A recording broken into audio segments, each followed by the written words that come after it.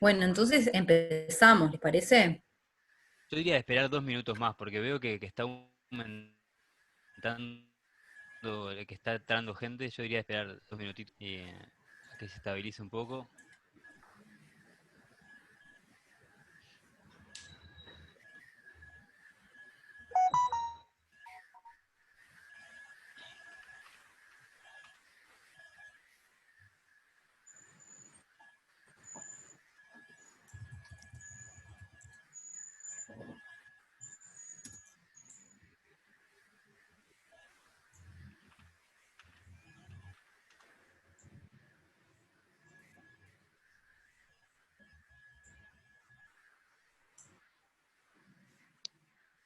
Sandra ahí también, ¿no?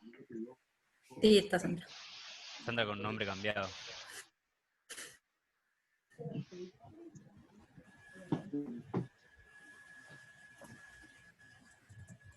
¿Cómo anda Sandra?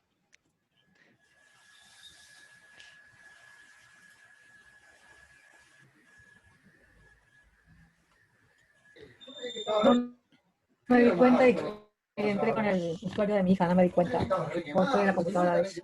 Pero bueno, está, estoy. Sos vos, sos vos. Soy yo, soy yo. Hola, buenas noches. Buenas noches, ¿qué tal?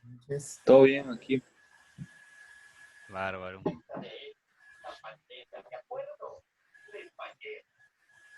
Capaz que silenciamos los micrófonos, ¿no?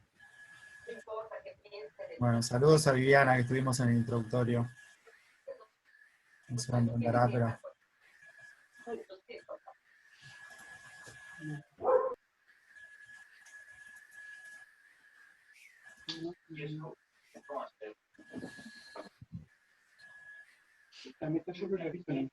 Estoy mirando una clase por Zoom. Si te molesta, me voy para el cuarto. Te das cuenta. La intimidad y las redes, ¿no? Economía de Vale, silenciarlo. los silencio todos y habilito. Ahí lo hizo Pablo. No, silencio todos ahí así. Cuidamos la intimidad.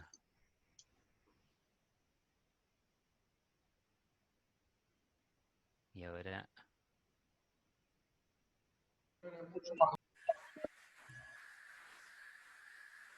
Ahí va.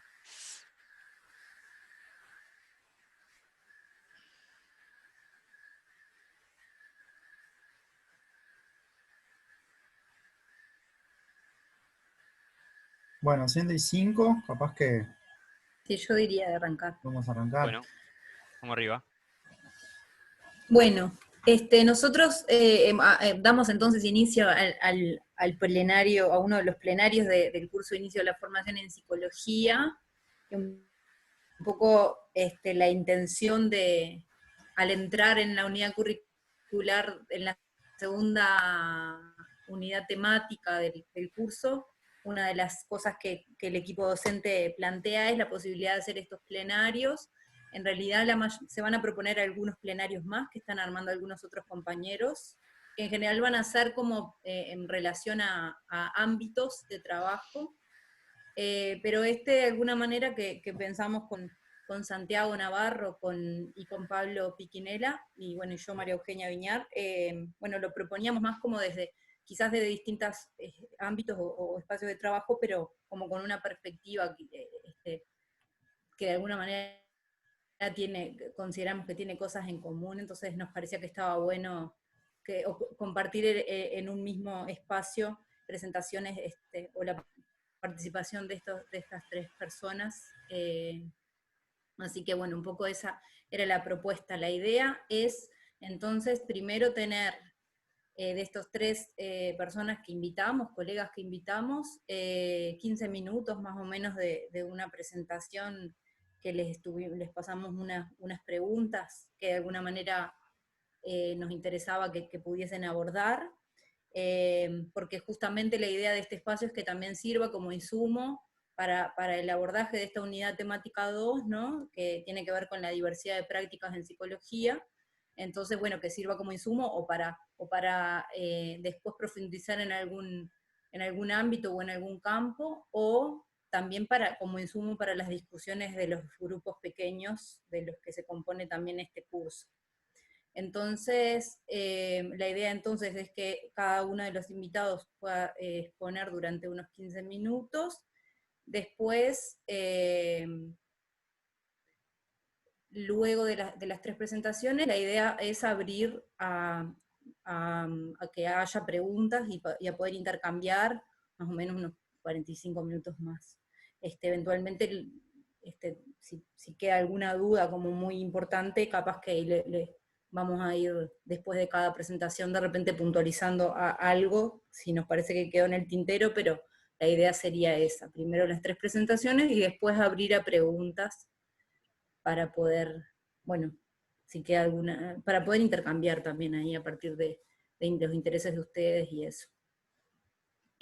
Bueno, como decía Pablo al principio, estamos grabando, de modo, después de como un insumo para otros estudiantes que no hayan podido participar hoy, ¿no? En esta cuestión de la virtualidad a veces está bueno también dejar el registro por eso. Bueno, no sé, Santiago o Pablo, si quieren decir algo. Pablo, ¿querés decir algo vos primero? No. Dale. A mí me gustaría decir dos cositas nomás.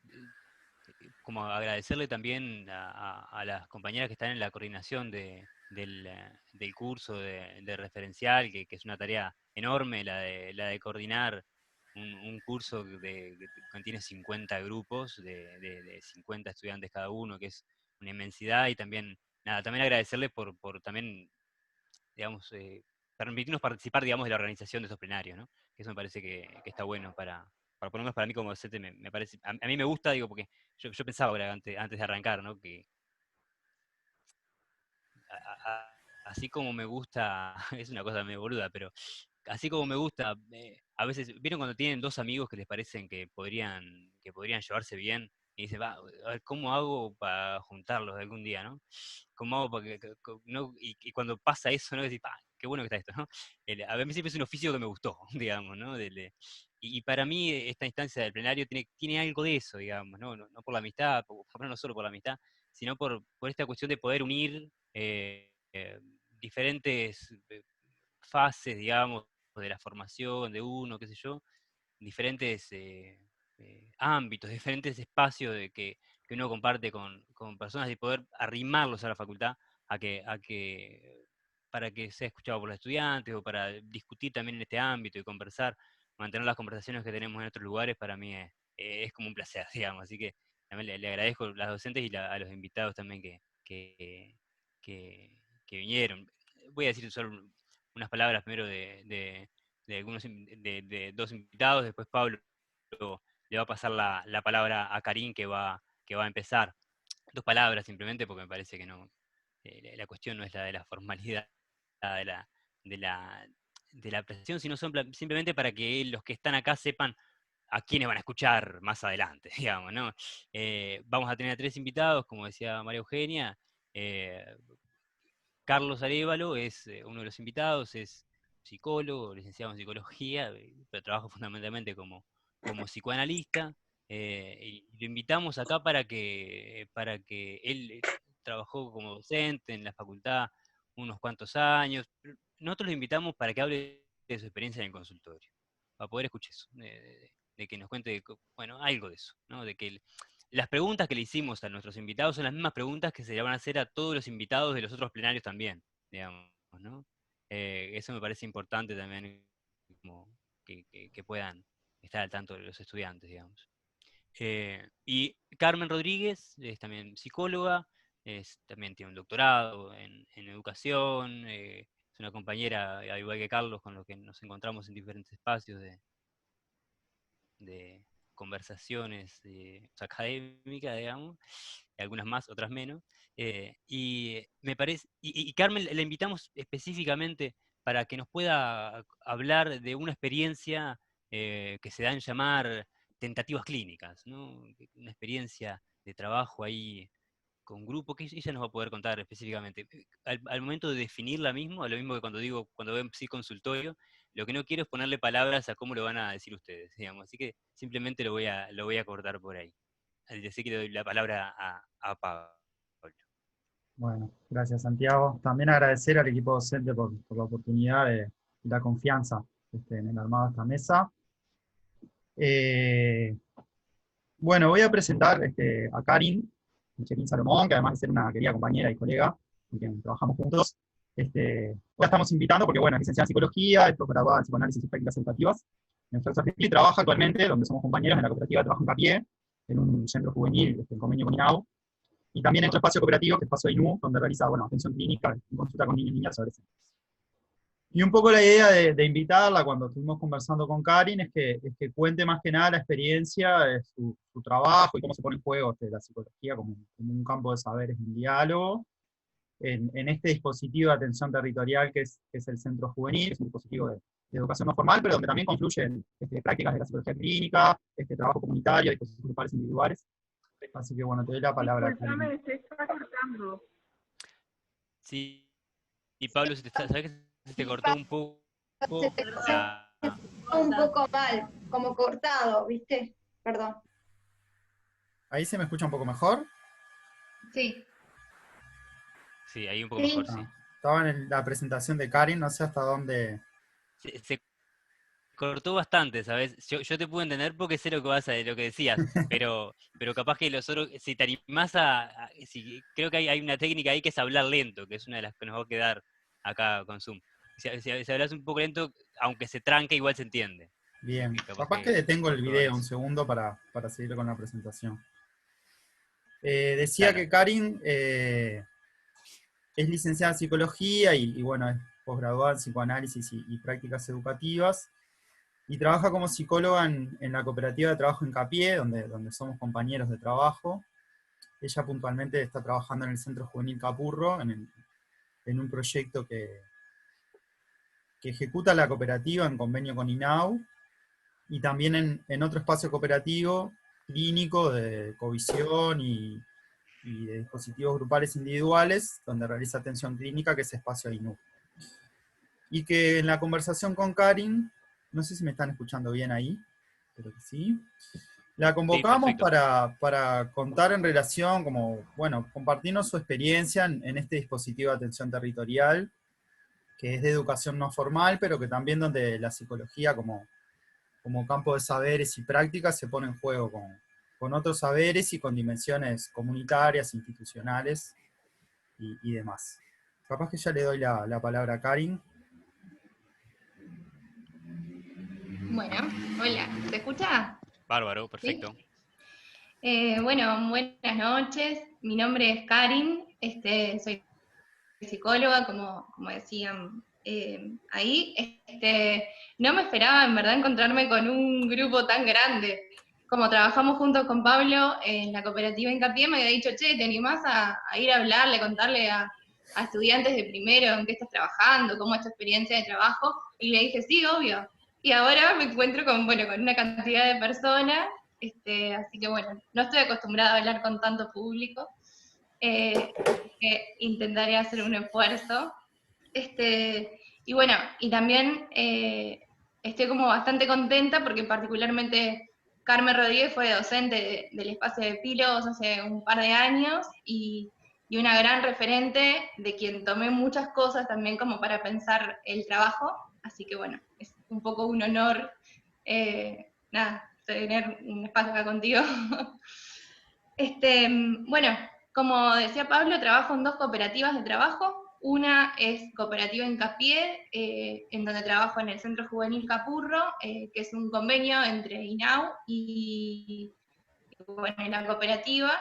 Y la otra cooperativa se llama Espacio INU, que trabajamos en Malvin Norte, somos un grupo de profesionales, jóvenes, todas mujeres, que venimos de la psicología, de la psicomotricidad, fonobiología y psiquiatría infantil, que nos encontramos para poder pensar un poco las prácticas y poder trabajar juntas, pensando que a veces también el trabajo clínico se vuelve un poco solitario.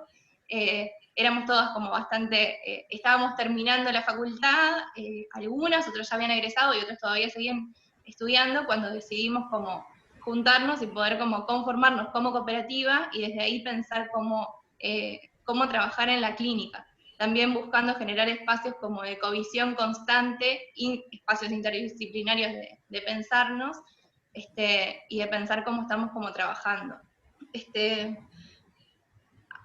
Un poco por ahí, pensando como en la importancia como del pensar con otros, las prácticas es que ambos dos espacios, como de las dos cooperativas, me parece como súper rico de poder pensar que el trabajo no es en solitario, ni siquiera dentro del consultorio. Que siempre es como muy rico tener a compañeros y compañeras con quienes enriquecer como las reflexiones, con quienes pensar como la práctica, con quienes interpelarnos y abrirnos como más preguntas de las que nosotros y nosotras mismas nos podemos como formular también. Bueno, pensando en el recorrido por la facultad, sobre todo que están como ingresando, algo que me sirvió mucho también como para después como seguir como desarrollando un poco el trabajo profesional es el pasaje por la extensión universitaria, que me parece como un lugar fundamental donde poder como aprender y construir conocimiento, y bueno, es súper rico como para también ir como construyendo un camino propio, digamos, del cómo ser profesional. Bueno, en relación al centro juvenil, es capaz que algunos ya lo conocen, el dispositivo es una política pública en convenio con INAU. Trabajamos con adolescentes entre 12 y 17, 18 años. Este centro juvenil particular está ubicado en el barrio de Capurro, y somos un equipo de trabajo conformado por una psicóloga, un trabajador social, 3 educadores y un coordinador del equipo. Bueno, trabajamos diariamente en un espacio con más o menos 50 adolescentes, y bueno, van allí a buscar como espacios de talleres, algunos que los enlacen como actividades más culturales o artísticas, y también un espacio de apoyo a los estudios. Bueno, en este trabajo, si bien somos un equipo que estamos como continuamente trabajando, también forma parte como de la construcción del rol, el pensar cuál es el lugar particular del psicólogo o de la psicóloga en un espacio de trabajo comunitario. A veces suele suceder que queda como invisibilizada la diferencia de los roles en los equipos de trabajo comunitario, y es ahí donde también me pregunto, bueno, ¿cuál es la especificidad que viene directamente de la psicología y que es importante que tenga un lugar particular en el trabajo, en este dispositivo, con esta grupalidad y en este equipo? Y ahí, bueno, pienso que la psicología tiene la posibilidad, o particularmente el psicoanálisis, que también es un poco como lo que he venido como estudiando este último tiempo, y donde todavía me falta un montón, y todavía sigo como estudiando, porque me parece que es como muy amplio, complejo y muy rico, es la posibilidad de pensar los detalles. Venía pensando en que el psicoanálisis nos da la posibilidad de pensar cómo en las intervenciones, en el uno a uno, aún incluso en una grupalidad, poder estar atento a percibir como los detalles que suceden en la grupalidad y en los encuentros uno a uno también con los chiquilines y las chiquilinas. En esto pensaba, bueno, tengo acá un machete que me había hecho.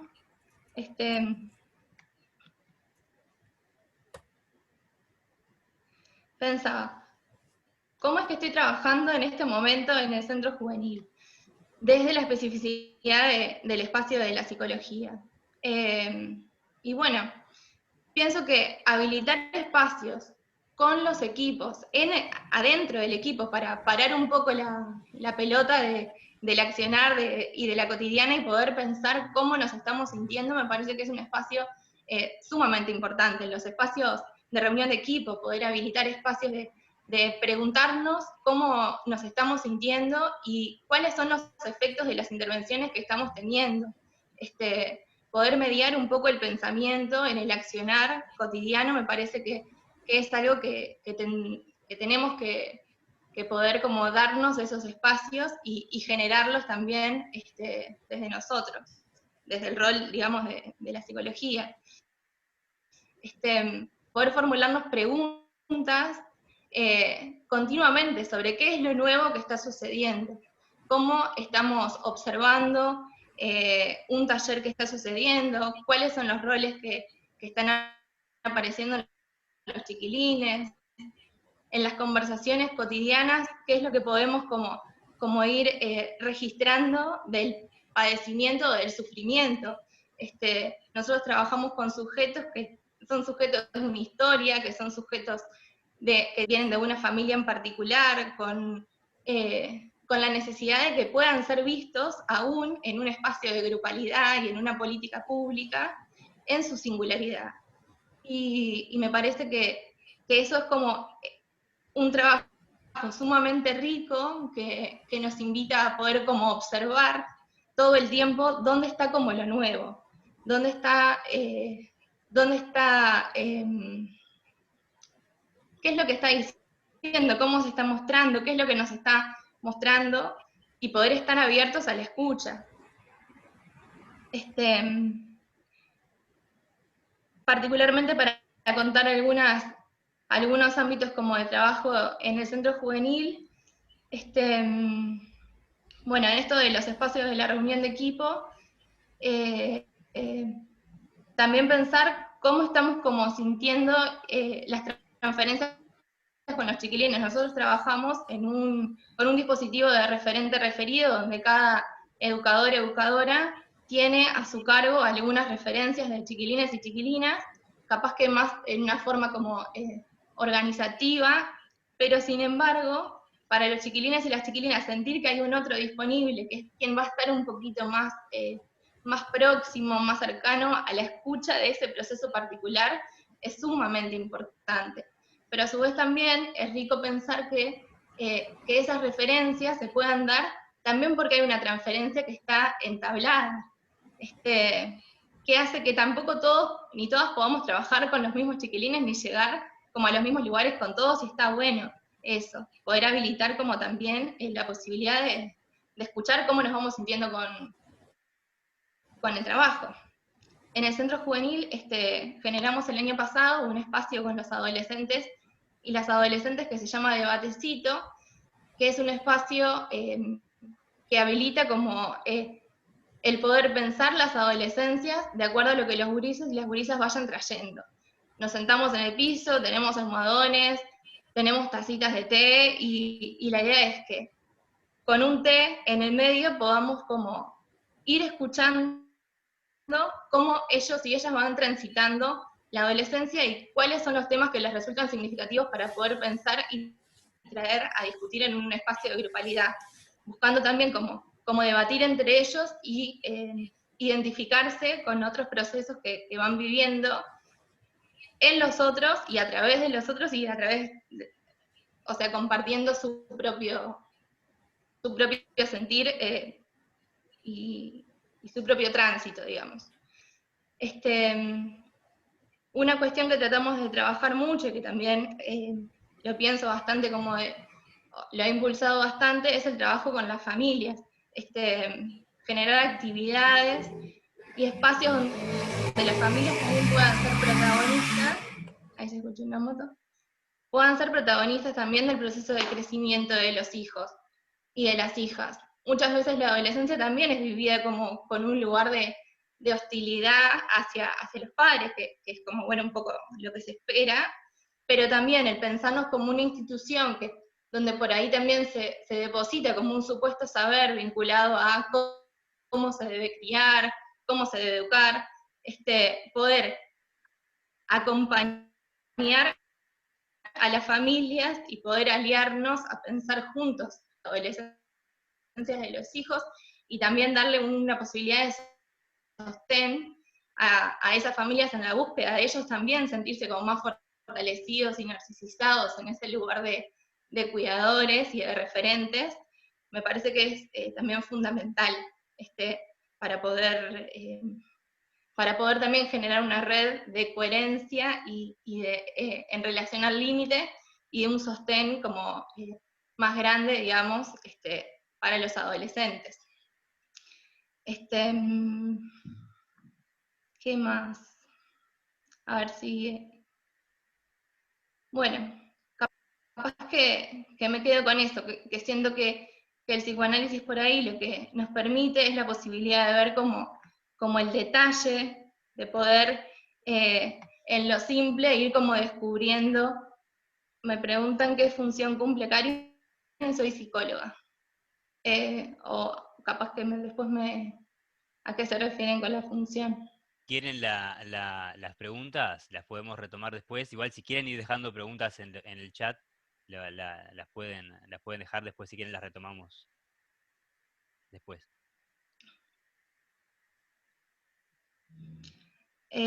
Bueno, venía pensando en esto, en la posibilidad como de darle lugar al detalle, a lo simple, a la palabra, a la escucha, también como formas de ir descubriendo lo nuevo en el trabajo, que también es lo que primero nos va generando como un deseo y un placer en el trabajo, que me parece que es fundamental, también a la hora de pensarnos como equipo, de ver cómo construimos colectivamente como las ganas de estar ahí, que eso se traduce sin duda en las propuestas que generamos y en la forma en la que nos encontramos con los gurises, las gurisas y las familias.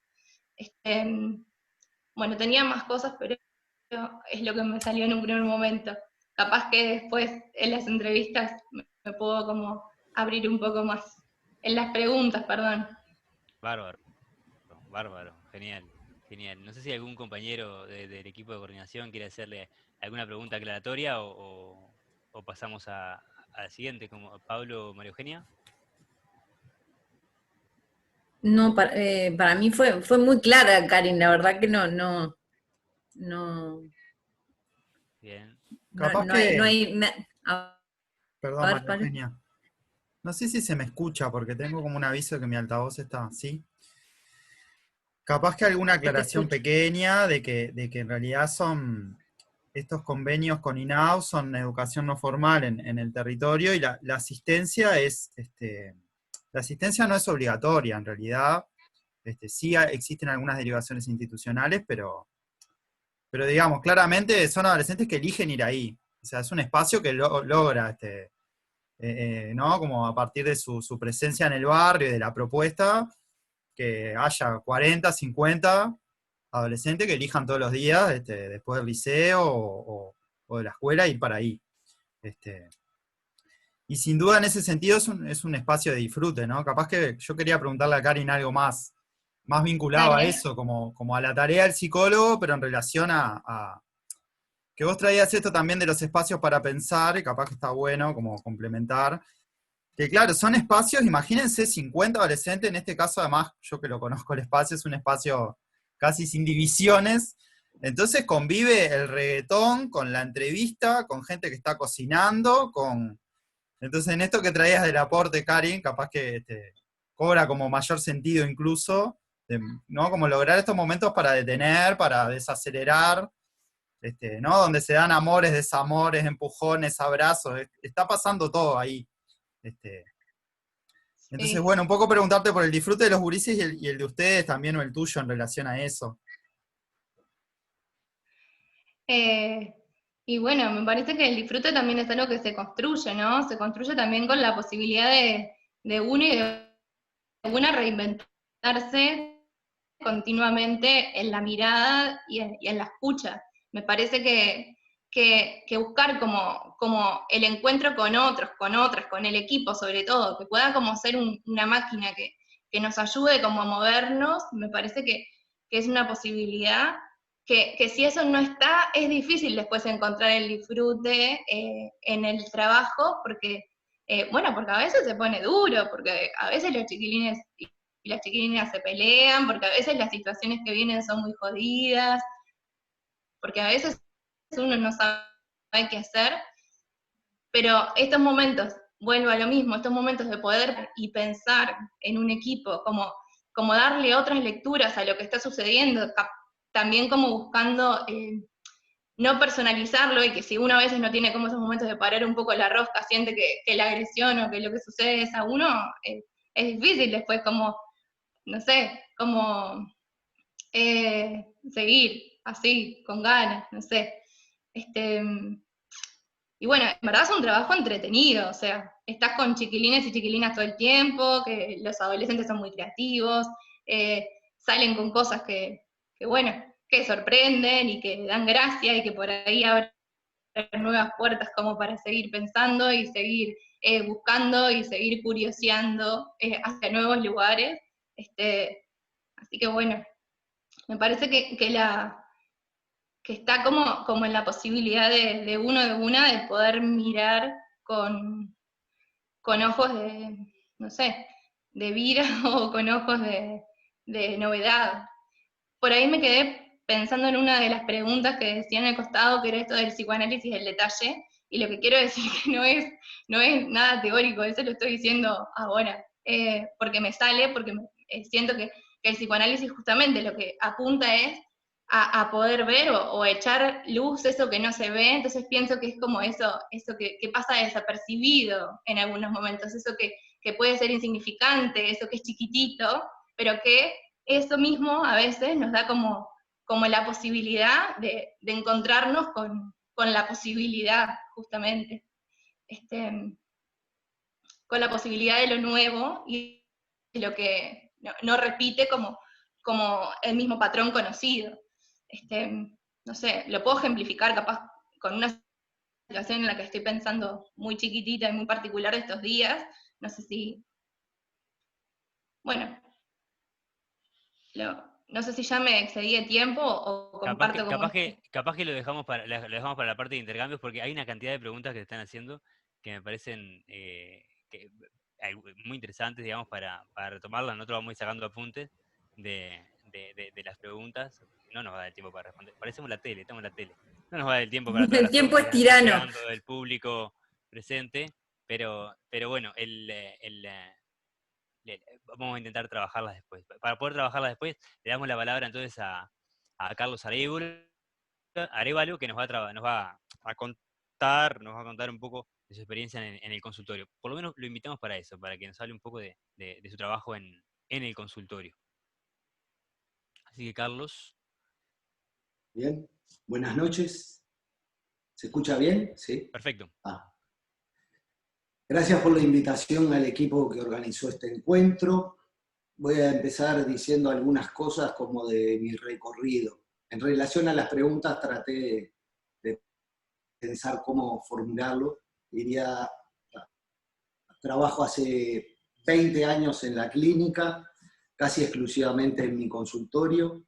Apenas salí de la facultad, trabajé de honorario en el Hospital Pereira Rosell algunos años, donde atendí a algunos niños, 2 niños en particular, varios años.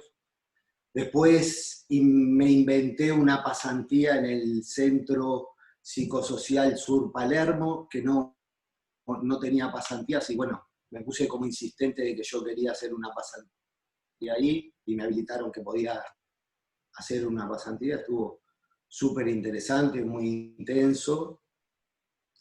De ahí pasé a trabajar como colaborador honorario en el área de psicopatología, dando clases en el Vilar de Bo durante muchos años. 10 años más o menos estuve en el Vilar de Bo. Nada, ahí supongo que podría decir que me he dedicado en estos años a escuchar algo de los diversos avatares humanos, por decirlo de algún modo. Y he trabajado con distintos tipos de poblaciones, con personas de diferentes franjas etarias, niños, adolescentes, jóvenes, adultos mayores. Nunca me planteé como especializarme en algo en particular. Eso no quiere decir que no haya estudiado especificidades de algunos dispositivos, el dispositivo de familia, el dispositivo de grupo, el dispositivo de parejas. En ese sentido, considero que a lo que me dedico, que es el psicoanálisis, es un oficio. Y como todo oficio se aprende con la experiencia. Un oficio tiene que ver con el hacer, no es una profesión. Una profesión es algo en lo que uno trabaja y por eso percibe dinero. y entiendo que nuestro trabajo implica otras dimensiones que están en juego, donde uno también está en juego en ese punto, ¿no? Hay 3 cosas que me parece que son importantes para mí a la hora de alguien ejercer el psicoanálisis, que es la experiencia individual de un análisis, el estudio teórico, y en determinados momentos, aunque las palabras no me agraden demasiado, sería la supervisión, el control, la covisión. Hay algo de ahí que no me cierra demasiado, cómo se formula, cuál es la palabra que denomina esa situación, ¿no? Pero bueno. La formación en mí siempre fue como un aspecto importante. Por ejemplo, por contar algo, diría, yo estaba en tercero de facultad y cuando yo la cursé en la década de los 90, había psicoanálisis hasta tercer año. Y cuando se terminaba tercer año, yo dije, ¿y ahora qué pasa con esto? ¿Cómo sigo? Me había enganchado con la materia. Y ahí surgió como la inquietud de empezar a preguntar dónde se podría seguir leyendo con otros. Me comunicaron la existencia de que había instituciones psicoanalíticas que daban cursos abiertos, participé algunos años de esos cursos que daban las instituciones, y ahí después dimensioné que había grupos de estudio afuera, privados, y eso daba la posibilidad también de poder elegir con quién leer.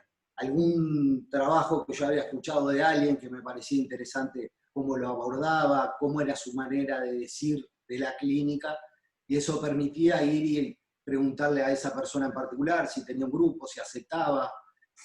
Y ahí armé grupos, o sea, buscaba compañeros que le interesaran, y íbamos de un lugar a otro. A veces nos decían, no, yo no tengo grupos de estudio, pero fulano, y bueno, esas derivas, donde de repente estábamos varios años con esa persona leyendo, y después, nada, nos surgían como otros temas al grupo y ahí íbamos en busca de otro coordinador que hablara sobre esos temas, ¿no? Esos fueron grupos que los sostuvimos durante muchos años, luego de egresados de la facultad. Al día de hoy sigo participando en grupos de estudio, tal vez en este momento es con colegas, con otro formato, con un formato más horizontal, donde tomamos un tema y nos dedicamos a investigar sobre el tema, a discutir, nada, cada uno toma una punta del tema y entonces en las reuniones cada uno expresa lo que va encontrando de ese tema. Es como otra modalidad a aquella de cuando era joven, que iba como en una postura más de discutir con alguien, pero no tanto de discutir, de poder entrar, cómo entrar a la lectura de determinados textos, que para mí nunca fueron fáciles. Yo podría decir, Freud podría leerlo como si uno entendiera rápidamente, y después uno se da cuenta que había muchísimas cosas que no había entendido nada, ¿no? Pero bueno, con los años de leer y volver a leer lo mismo, algo uno va pescando en eso, ¿no? Después hacen una pregunta en tercer lugar que parece fácil, pero que yo me parece como bastante difícil, que es como la pregunta ¿desde dónde trabajo? ¿No? ¿Desde dónde trabajo? No sé realmente a dónde apunta la pregunta, no, me costó como entenderla un poco, y pensaba, bueno, por un lado no podría separar la teoría de la práctica. En algún sentido los autores que me han mordido son los que me cuestionan algo en relación a mi práctica, ¿no? Y estos autores pueden desempeñarse en distintas disciplinas. Sin duda soy un lector de Freud, de Lacan, de Spinoza, de Ovidio, de Deleuze, etcétera, etcétera. Cosas que voy pescando en los autores que me hacen repensar cosas que yo entiendo que acontecen en la práctica clínica, ¿no? Siempre desde un lado también esos autores como de ver qué es lo que funciona de lo que ellos proponen, ¿no? Hay algo como siempre una cuestión de no casarme tan rápidamente que todo lo que dice un autor funciona. No, hay cosas que fueron dichas hace 100 años y que tal vez hoy no funcionan, pero me parece interesante poder volver a recorrer eso para ver cuál fue el entramado histórico y cómo se producen determinados conocimientos y qué funciona y qué no, qué nos puede aportar y qué no al día de hoy. Después, los poetas, los filósofos, esas cosas a mí me han marcado mucho en mi forma de estar en la clínica, creo. Podría decirlo de otra manera, es desde las cosas que me afectan, podría decirlo de otra manera desde donde trabajo, ¿no? Diría, trabajo desde mis afecciones. Hay algo que no es desde la comprensión de algo, sino de algo que me afecta y en función de eso trabajo en ese sentido yo, ¿no? No es desde un saber que aplico en la clínica. No voy con mis conceptos teóricos a encontrarlos en la clínica y entonces digo, acá está, esto es, eso no me sale, no me funciona. Comencé leyendo a Freud, por ejemplo, por un interés personal, ni siquiera había entrado en la facultad y un día me crucé con un libro que se llamaba La interpretación de los sueños y fue algo como que me convocó a que ese libro me llamó a ser leído, podría decirlo de algún modo. A mí los sueños era algo que yo decía, bueno, ¿por qué uno sueña estas cosas y esto no? Y ese libro dije, bueno, acá capaz que el Señor dice algo que me ayuda a entender algo de que le pasa a uno cuando sueña. Y realmente quedé fascinado. Fascinado por todo lo que relata el libro, ¿no? Hay una cosa ahí que a mí me produjo cierta fascinación. Lo he leído varias veces, hace unos años, en los años anteriores, estuve como trabajando sobre las imágenes en los sueños, porque me parecía interesante ver cómo en el siglo XX se ha teorizado muchísimo sobre las imágenes, entonces si eso daba la posibilidad de volver a ese libro que fue escrito en 1900 y poder preguntarle algo sobre las imágenes desde cómo se piensan hoy, y ahí volví a leerlo un montón de veces, ¿no? Y ahí hay cosas que me di cuenta que no funcionan, que eran hipótesis de época, hipótesis que al día de hoy para mí no estaban funcionando, pero a la vez pensaba cómo alguien hace 120 años hizo ese trabajo, ¿no? Y eso me parecía interesantísimo. Después hacen una pregunta de la metodología de cómo trabajo. Trabajo en sesiones de forma individual, con parejas, con familias. No tengo como un programa al cual me adscribo, por ejemplo, decir, bueno, si llega alguien nos vamos a ver una vez por semana, 2 veces por semana, 3 veces por semana, cada 15 días.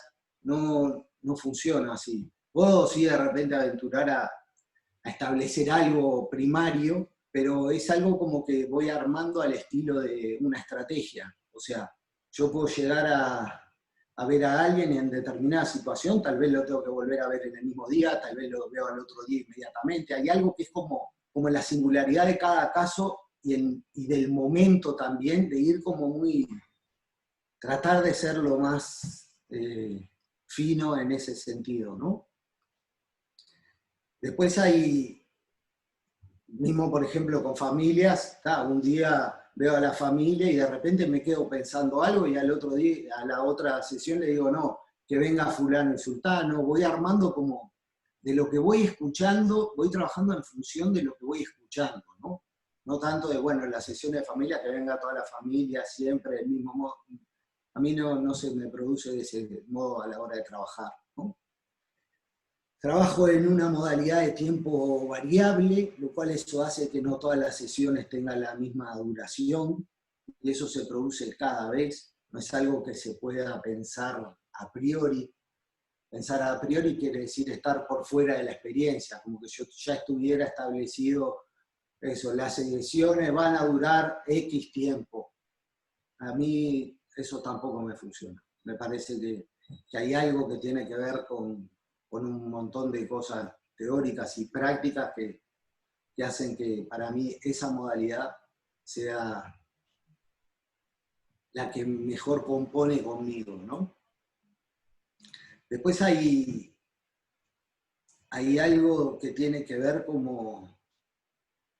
porque eso tiene que ver como con una clínica de singular y cada vez, con cada analizante, con cada familia, con cada pareja, como una sensibilidad en relación a eso.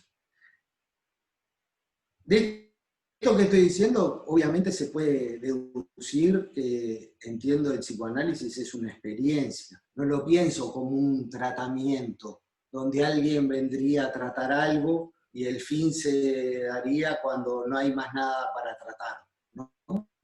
Ni tampoco en la dimensión de una terapia, donde algo va a ser curado, ¿no? Por ejemplo, la gente que dice, bueno, ¿cuándo me va a dar el alta? ¿Cuándo voy a estar curado? No es el campo en el discursivo que yo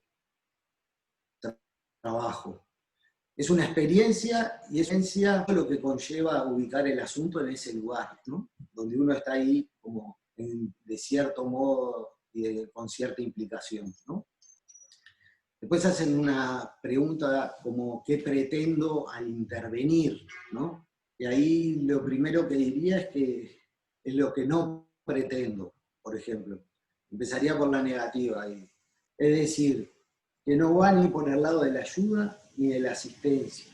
En ese sentido, pretendo que la experiencia sea transformadora. ¿Qué quiere decir cuando digo transformadora? Podría aventurar a decir, si lo pensara desde un nivel spinociano, sería que produzca el aumento de la potencia y de la libertad del otro. Otro punto que para mí es importante es a nivel de las afecciones. Cómo poder sostener un espacio en el que alguien transforme sus afecciones. Sin duda, trabajando con la hipótesis del inconsciente, como en mi caso, hay algo que dice Lacan que me parece importante para el propio analista. ¿Y qué entiendo con esto? Que uno no puede controlar cuáles van a ser los efectos de esa intervención. Por lo tanto, en algún sentido, eso siempre habla como de cierta precariedad también del asunto, ¿no? Que no me parece menor. Sin duda las intervenciones van a ser en función de la experiencia también en la que me encuentro. Es distinto una experiencia con una familia, con una pareja o con una sesión individual, por llamarla de algún modo, ¿no? Lo que sí se mantiene en todo caso es que no hay una dirección a seguir. Es algo que se va produciendo en la experiencia. No hay un telos, como decía Aristóteles, aquello en virtud de lo cual se hace algo. Y eso me parece que es una diferencia importante, según mi entender, entre el psicoanálisis, la psicología, la psiquiatría, ¿no? Como de distintas ramas que sí, de repente tienen determinados objetivos. Esto no pasaría por ahí. Me parece que el ejercer el psicoanálisis es un oficio que no se encuentra ni dentro de los parámetros de la llamada normalidad o un concepto de salud, no son los horizontes a lo que apunta, ¿no? Si hubiera una dirección, es aquella que apunta a que alguien pueda desplegar su modo de existencia y con lo que esto conlleve. Esa sería como la respuesta. Pero para que uno encuentre su modo de existencia no hay ningún modelo. Es algo que se va como produciendo en cada caso y en cada encuentro singular y que a veces puede funcionar y a veces no. Tampoco creo que siempre funcione que un psicoanálisis se pueda producir. Un análisis se produzca, eso se verá a la salida.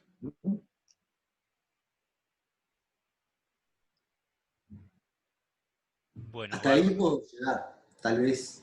Genial, muchas gracias Carlos por la por la exposición, por contarnos. Una cantidad de preguntas ahí en el chat. Pero capaz que una ahí te puedo hacer una de las que aparece ahí, a ver no sé si María Eugenia o Pablo habían pensado alguna como aclaratoria, pero yo tomaría una ahí de sobrepique, de la que acaba de aparecer. Dale, dale. Alguien te pregunta esto de si trabajas con otros especialistas, con otros, ¿no? Yo te haría una pregunta ahí en relación. ¿En qué relación pondrías tu práctica con la práctica de otros profesionales que pueden trabajar con la misma persona, psiquiatra, por ejemplo? ¿Qué dirías sobre eso, digamos, ¿no?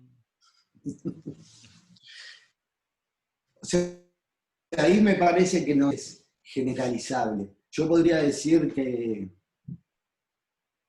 por ejemplo, la psiquiatría que es como algo que está muy apegado a la psicopatología, ¿no? Y al diagnóstico. En ese sentido, el psicoanálisis para mí está en las antípodas, ¿no? Algo de eso a mí se me produjo, yo daba clases de psicopatología en el Vilar de Bo, y era difícil, porque sí a mí me permitía tener un diálogo, como sostener determinadas discusiones con los psiquiatras en relación a un paciente, porque manejábamos como determinados lenguajes, pero las dimensiones a la que cada uno apuntaba eran disímiles, ¿no? Los objetivos y lo que cada uno podía pensar en relación a alguien, estábamos muy lejos. A mí no tengo un vínculo ¿cómo decirlo? Me parece que hay determinadas situaciones que si trabajo con algunos psiquiatras, claro, ¿sí? Hay situaciones y situaciones. Cuando hay un desborde de angustia que ni siquiera permite que se pueda trabajar, y bueno, sí, y ahí tiene que intervenir otro especialista donde pueda ayudar con determinadas herramientas que él posea, pero no entro como en el campo, no entro, sí he tenido situaciones, ¿no? De tener que ir a hablar con algún psiquiatra por algún paciente que se interna en algún lugar, entonces llego y el psiquiatra me dice, su paciente es tal cosa, ¿no? Yo enseguida ahí le digo, no sé, yo no me dedico a diagnosticar, no trabajo con el diagnóstico, así que ese es su campo, si usted piensa eso, está bien, y trato de llevarle el diálogo para ver cómo hacer para que esa situación no se vuelva tan dolorosa para esa persona, como más en ese punto. Bueno, Carlos, muchas gracias. Hay algunas preguntas muy interesantes ahí, las dejamos para después. Le damos la palabra a Carmen Rodríguez, entonces, para continuar. Muchas gracias, Carlos. Bueno, buenas noches. Buenas placer, noches. muchas gracias por la invitación. Bueno, contar un poquito, sumarme a un poco este relato que vamos haciendo entre Karin, Carlos y yo, supongo, de testimoniar un poco de una experiencia, ¿no? De un cierto recorrido que es el propio, y bueno, y que eso sea la ocasión de un pensamiento más amplio, que no quede en lo de uno, sino que aluda a un territorio más amplio, que es en el que podemos estar todos los que estamos aquí, una pregunta, una inquietud por finalmente los psicólogos que hacemos, ¿no? Y por dónde nos movemos. En mi caso, yo voy a solamente tratar de mantener un poquito el hilo, como hacía Carlos, de las preguntas, porque es como más o menos me armé la cuestión, una cuestión vinculada a ciertas trayectorias de formación primero, ¿no? Yo soy psicóloga, soy antes que ser psicóloga, soy socionalista, digo antes en el tiempo, cómo fueron pasando las cosas en mi trayectoria. Eso que nadie sabe qué es lo que es, pero que tiene que ver con una cierta formación que tuvo en el Río de la Plata un tiempo de apogeo fuerte, que fue la formación en psicología social y análisis institucional. El socioanálisis fue el intento de sostener ese cruzamiento entre cierta psicología social con una raíz fuerte en el Río de la Plata y el análisis institucional que encontraba una referencia muy fuerte en algunos pensadores franceses, y bueno, y eso conjugó una institucionalidad y todo un territorio que se llamó el socioanálisis, y yo me formé ahí. Entonces, la psicología social, el análisis institucional, después la psicología, la licenciatura en psicología, digamos, y después un tiempo, mucho tiempo después, la formación doctoral vinculada a lo que había sido hasta ese momento la experiencia de trabajo y lo que sigue siendo hasta ahora. Yo trabajo en políticas públicas de infancia, a eso me dedico desde que salí de la facultad. A los 3 meses de haberme recibido de psicóloga en el viejo plan IPUR, empecé a trabajar en un lugar muy parecido al que hoy trabaja Karin. Un espacio para adolescentes en la década de los 90, en el contexto de unas políticas que estaban dirigidas claramente a los sectores pobres, y que, bueno, que en aquel momento, ahora lo siguen teniendo, pero que en aquel momento era sin pruritos, digamos, hoy hay algunos pruritos para sostener que había unos lugares, digamos, donde se trabajaba para la inclusión social. Entonces yo me vinculé ahí. Lo primero que me pasó fue eso, fue empezar a trabajar en un barrio pobre de la periferia de Montevideo, con adolescentes, y todos decíamos que íbamos a trabajar ahí todos los días para incluirlos. Ese era el relato de aquel momento. No digo que no siga siendo un poco el mismo, pero hoy tendríamos muchas acotaciones a ese modo de designar las cosas. Pero bueno, me fui a trabajar ahí, y esa experiencia me resultó esta experiencia que hoy interpreta Karin, seguro no es la misma, es otra, porque simplemente es otra por todo, porque Karin es otra, yo soy otra, porque el tiempo, pero esa experiencia de trabajar ahí con adolescentes, en aquel momento decía para incluirlos, hoy diría que me tocó ir a trabajar con adolescentes que nacieron en los territorios de la injusticia, me gusta decirlo así, bueno, empecé a trabajar ahí muy joven, recién recibida, y esa experiencia me resultó de una afectación tan impresionante, en el sentido que trae Carlos la palabra afectación, que nunca pude salir de ese mundo, pero siempre, y creo que cuando digo siempre es todos los días, está esta búsqueda de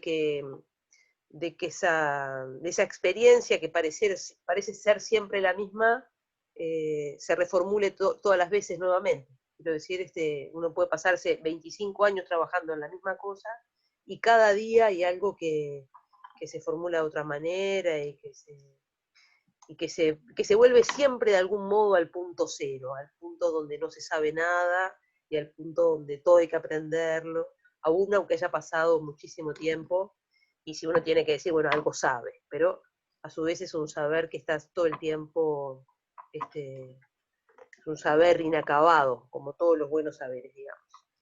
Bueno, y entonces ahí empecé, y nunca más me fui de trabajar en políticas públicas de infancia, pero bueno, elegimos ahí con Santiago, cuando preparábamos esta conversación, detenerme en una experiencia actual que se llama Tentativas Clínicas, y que junto con una colega y profesora de ustedes, Ana Uní, venimos sosteniendo desde hace ya 3 años, y que es el espacio que querría contarles así como práctica, como lugar donde, a ver cómo tratar de contar cómo se trabaja ahí. Antes de llegar ahí, que los últimos 5 minutos lo destino así a hacer mucho foco en ese espacio que llamamos tentativas clínicas, decir que yo también creo que el trabajo en políticas públicas tiene que ver con un oficio. En determinado momento de esta trayectoria, con algunos colegas, decidimos que ponerle un nombre así, un nombre provisorio, decir, bueno, a ver cómo vamos a llamar esto, y dijimos, bueno, los oficios del lazo. Finalmente, en el campo de las políticas públicas, se nos ocurre que uno puede decir, bueno, una política, miren, yo cuando trato de pensar esto lo pienso más o menos así, digo, bueno, cuando uno piensa una política, una dimensión macro de una política, quiero decir, cuando alguien dice, bueno, acá hay un problema, supónganse, tenemos adolescentes que desertan del sistema educativo, bueno, vamos a solucionar este problema y vamos a construir una política de inclusión educativa para adolescentes, pónganle así, ¿no?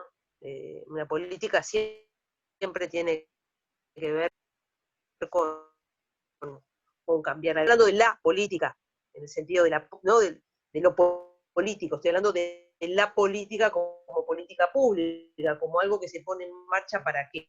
Y bueno, en general tenemos políticas públicas porque tenemos problemas, y toda política pública lo que intenta es abordar, de alguna manera, algo de la realidad que, bueno, que necesita ser tramitado, que necesita ser... la política define un problema, luego define cómo lo va a abordar, las políticas tienen a su vez todos un montón de andamiajes, qué sé yo, se formulan objetivos, se definen componentes, se asignan dineros para llevarlas adelante, se asignan recursos humanos, se define el paradigma en el cual ese problema será tratado. Bueno, todo un trabajo, se definen modos de evaluarla, modos de monitorearla, modos de... esa dimensión, digamos, yo lo llamo así, lo llamo la dimensión macro de la política pública, que, bueno, pero cualquier política pública, uno dice, bueno, vamos a arreglar esto, vamos a hacerlo así, vamos a contratar a 50 equipos de territorio que se inscriban en tales lugares y que hagan tales cosas. Ese es, por ejemplo, el caso de los centros juveniles que contó Karen. Bueno, vamos a armar una política pública, centros juveniles. Pero el punto es que toda política pública deviene en una micropolítica. Es decir, deviene en un momento, en una dimensión donde eso se aterriza, ¿no? Se inscribe y vienen unos sujetos que ahora tienen rostro y que tienen nombre y que son sujetos singulares, que son abordados ahí, y entonces ahí se abre lo que a mí me gusta llamar la dimensión micro de la política, que a veces es la ocasión de una micropolítica, y a veces no. Quiero decir, no es lo mismo decir la dimensión micro de algo, como no es lo mismo decir la dimensión macro de algo que una macropolítica o una micropolítica. Pero supongamos que, para ir al punto de esta conversación, que es pensar un poco el trabajo y lo que nos toca hacer y estos oficios, hay una dimensión micro de la política pública, y ahí hay toda una micropolítica que se desata. ¿Saben por qué me importa decir esto? Porque yo voy a decir cosas acerca de esa dimensión micro que ya es una posición micropolítica. Cuando uno dice, eso que hacemos ahí es un oficio y no es una técnica, por ejemplo, ya es una posición micropolítica. Entonces alguien podría decir, no, mira, lo que hacemos ahí son técnicos, son profesionales, bueno, yo y algunos más decimos, no, es un oficio. Y es un oficio porque, bueno, se juegan ahí, y decimos más, decimos, es un oficio y es un oficio del lazo. ¿Por qué decimos es un oficio del lazo? Y porque ahí se juega toda una práctica práctica que tiene que ver con que cada uno de los sujetos singulares que lleguen a ese lugar tejan un lazo con un espacio que eventualmente es de carácter totalmente singular, pero a la vez en ese trabajo, en esa dimensión totalmente singular, se juega algo del orden de lo común. Es decir, que alguien participe en un centro juvenil, por decir algo, ¿no? Para mantenernos siempre dentro de la, digamos, de la mesa que tenemos más o menos servida, ahí va un sujeto singular, va un adolescente que va ahí, le empiezan a pasar cosas, le pasan cosas, pero todo el tiempo lo que se está jugando es la posibilidad de que ese sujeto encuentre un lugar en esa dimensión, que es la dimensión de lo común de la sociedad en la que le tocó nacer y en la que vive. Entonces, bueno, yo personalmente me toca trabajar en las dos dimensiones de la política muchas veces. A veces me toca trabajar en la dimensión micro de la política. Esta experiencia que les voy a contar ahora es una experiencia que se inscribe en la dimensión micro de las políticas públicas, directamente a este espacio que lo llamamos tentativas clínicas. Lo llamamos tentativas clínicas porque la experiencia de trabajar ahí, de trabajar, qué sé yo, en centros juveniles, de trabajar en clubes de niños, de trabajar en CAIF, de trabajar en toda esa, ahí cuando la política se capilariza, ¿no? Mientras estás comiendo. Tenemos que apagar a Rosario. Y entonces, ahí pasan cosas. Es decir, en general, las personas que trabajan ahí, los educadores sociales, los psicólogos, los trabajadores sociales, los maestros, muchos de ellos hacen lo que se llama acompañamientos individuales. Hay mucho, dentro de este mundo, digamos, hay muchas formas de designar eso. Se pueden ser proyectos educativos individuales, abordajes individuales, acompañamientos individuales, pero a cualquiera persona que trabaje ahí le toca acompañar de manera singular a 2, 3, 4, 5 gurises durante un cierto tiempo, y entonces entendemos que hay ahí algo muy singular que se juega, y las personas que acompañan, quiero decir que son psicólogos, que son educadores, que son trabajadores sociales, esa dimensión de acompañar a alguien en una trayectoria, en un momento de su vida, para alguno de nosotros, y esto ya es una posición micropolítica, no se deja capturar exclusivamente por ningún campo disciplinar. Quiero decir, esto es algo que podría ser hablado, para algunos de nosotros es hablado por más de una lengua disciplinar, que hay unos educadores sociales que se involucran en esto, hay psicólogos que lo hacen. Para mí no hay una exclusividad de la disciplina. Yo prefiero pensarlo así, miren. Hay ciertos oficios, que llamaríamos así los oficios del lazo, que son interpretados por más de unas disciplinas, por más de unos actores, digamos, que portan más de una disciplina, pero el oficio de llevar adelante esos acompañamientos requiere para alguno de nosotros que ese oficio se deje hablar por más de una lengua disciplinar.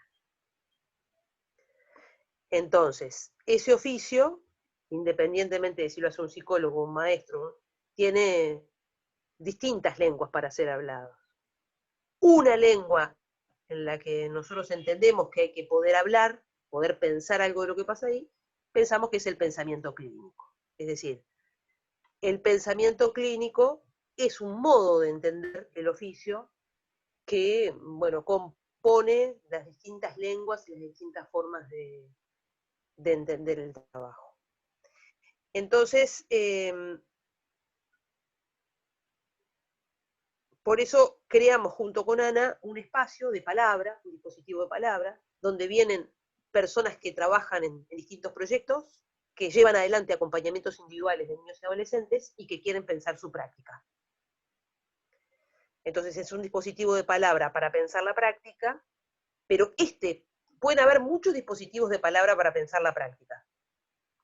Uno puede armar distintas cosas. Este en particular, el que yo les quiero contar, es un dispositivo que especialmente acompaña el pensamiento clínico del interviniente.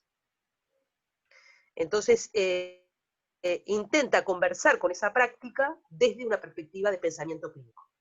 Entonces, por eso le llamamos tentativas clínicas. Y le pusimos tentativas clínicas porque fusionamos, porque entendemos que lo que se juega ahí es en más de una lengua disciplinar, es un entre lenguas, y entonces elegimos en el título ya anunciar 2 campos disciplinares.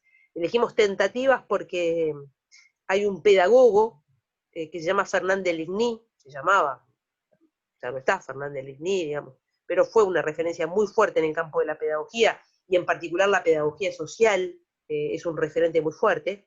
Solía trabajar en estos proyectos que trabajamos nosotros, en la Francia de la década del 40, y trabajaba con adolescentes que habían cometido delitos, después tuvo una época de trabajar con niños autistas, pero llevaba adelante proyectos, digamos, financiados con fondos de política pública, dirigido a adolescentes que habían cometido delitos durante cierta época, en otra época con niños autistas, y entonces recibía, como todos nosotros, mucha presión por los logros, digamos. Entonces, eventualmente recibía mucha presión para decir, bueno, a ver, ¿cuáles fueron tus resultados? ¿No?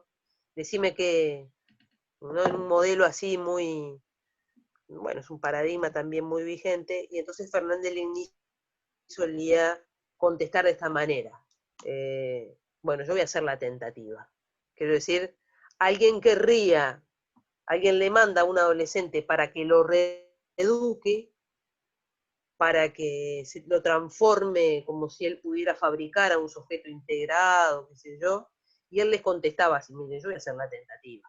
Como diciéndole, yo lo voy a intentar. Pero trataba con esa forma de designar, hackear todo un paradigma, que sería un paradigma que, por otro lado, se rebustoció mucho desde Ligny para acá, que es ese paradigma que entiende de que lo que se trata es de fabricar, de producir una especie de fabricación con el otro, y de agarrarlo así medio fallado, medio delincuente, medio sin dientes, medio atrevido, medio oloroso, y sacarlo un sujeto prolijo, integrado, ¿no? Como si ese fuese lo que está en juego. Bueno, entonces él decía, yo voy a hacer la tentativa, y por eso elegimos esa palabra, porque siempre nos parece que estamos en la tentativa. Estamos en el intento de que algo pase, de que algo acontezca, pero no podríamos asegurarle a nadie que vamos a fabricar sujetos integrados, adaptados. Bueno, agarramos delincuentes, digamos, en ciertos paradigmas piensan así, bueno, a ver qué hacemos con los delincuentes, y vamos a meterlos en algún dispositivo que los saque, ¿no? Lo hagamos pasar por ahí adentro y finalmente le saquemos la delincuencia. Si quieren volvemos sobre esto, pero estoy señalando todo un modo de ver el trabajo que está en juego en la política pública. Así que entonces dijimos tentativa y pusimos tentativa clínica por esta alusión de lo clínico. Y entonces lo que acontece ahí, mes a mes, es que trabajamos con casos. La gente lleva ahí, bajo la modalidad de caso, una persona, un niño, un adolescente, una historia, un relato con el que está trabajando, y lo ofrece al pensamiento colectivo. Entonces, son una especie de ateneos, donde la gente va y dice, bueno, yo quiero hablar de lo que está pasando, lo que ha pasado con Juan, cuenta la historia de Juan, cuenta qué le pasa a Juan, cuenta la historia de la intervención, y así vamos mes a mes generando un dispositivo de palabra que intenta ser un dispositivo de pensamiento acerca de la práctica de estos oficios del lazo que se juegan en estos dispositivos de política pública, y particularmente en este espacio, porque yo trabajo en otros dispositivos de palabra que acompañan prácticas, pero elegimos con Santiago porque este es un dispositivo que especialmente acompaña el pensamiento clínico, quiere someter esa experiencia a un pensamiento clínico, aproximarle un modo clínico, y cuando digo clínico, ¿qué digo? En este contexto, ¿no? De esta forma de trabajar, bueno, una cierta disponibilidad al dolor, una disponibilidad a escuchar lo que hay de angustia, lo que hay bueno, lo que hace síntoma, lo que hace dolor, y bueno, y una disponibilidad del interviniente, digámoslo así, o de quien está llevando adelante el oficio, a disponerse a que algo de esa afectación entre dentro del mapa que tiene para trabajar, digamos. Y cuando uno hace esto, uno se cree que piensa en los otros, pero es más lo que piensa de uno que lo que piensa de los otros. Así que también es un espacio que intenta disponernos colectivamente a ampliar el territorio de lo pensable, de lo comprensible, inclusive para quien está ahí sosteniendo el oficio y quien está sosteniendo cierta intervención. Bueno, ese es un poco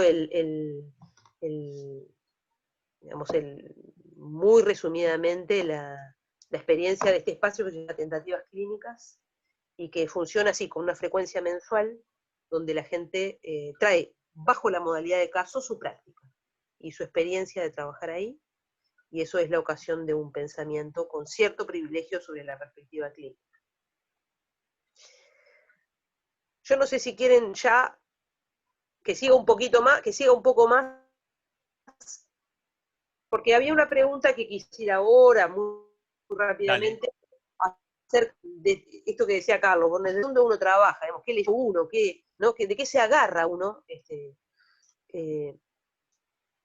Lo primero que a mí me pasó allá por la década del 90 es que me pareció muy, muy, muy impresionante cómo estas experiencias de trabajar ahí en la dimensión micro de la política pública que le destinamos a la infancia pobre y a la adolescencia pobre, lo primero que me pasó a mí fue un estado así como de perplejidad cuando sentí que esa práctica quería ser despojada de todos los saberes. Como si un modo de excluir, tratando de comprender los complejos mecanismos que producen la exclusión social, entre los complejos mecanismos que producen la exclusión social estaba, diría yo, el bastardeo de esa práctica. Como si esa práctica no tuviera saberes, no hubiera que saber nada, como si esa práctica no fuera lo suficientemente relevante como para afectar vidas. Bueno, entonces lo que a mí me pasó, junto con muchos otros, me parece, fue la urgencia por construir junto con otros un territorio de saber y de pensamiento acerca de esa práctica. Y por eso la tesis, no quiero decir que lo construimos, quiero decir la posición política de decir trabajar con la infancia pobre, con los adolescentes pobres, marginales, excluidos, como ustedes quieran. Si nosotros bastardeamos esa experiencia, es decir, la llevamos a la pura intuición, o a la, como se decía antes, a la beneficencia, o la dejamos en el lugar de las buenas voluntades, yo sumo a esas posiciones políticas que ubican esas prácticas en un territorio así como de la beneficencia, de la buena voluntad, sumo a esa estrategia o ese modo de pensar, la incorporo como dentro de los complejos mecanismos que producen la exclusión social también, porque llevar esa experiencia de trabajo a esa condición está a favor de que todo siga en el lugar que está, y entonces me parece que desde la década de los 90 hasta ahora hemos avanzado muchísimo, muchísimo, muchísimo en sostener que ahí hay unos haceres y hay una práctica que no puede ser desligada de ciertos saberes, y que la disputa por los saberes que le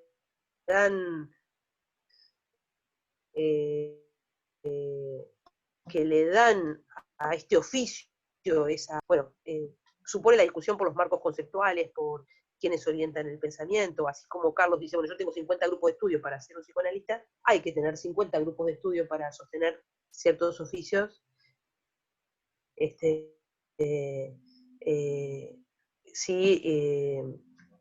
cuando se trata también de la gente más pobre de esta sociedad.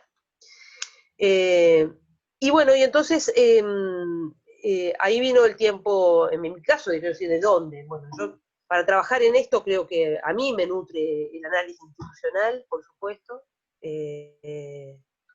la referencia ahí, autores como Cornelius Castoriadis, como Eugene Enríquez, como Félix Guattari, como Uri, quiero decir, todos los que armaron una reflexión acerca de las instituciones, acerca de lo social, acerca del lazo social, acerca de los colectivos, bueno, ahí todo un capítulo vinculado a eso.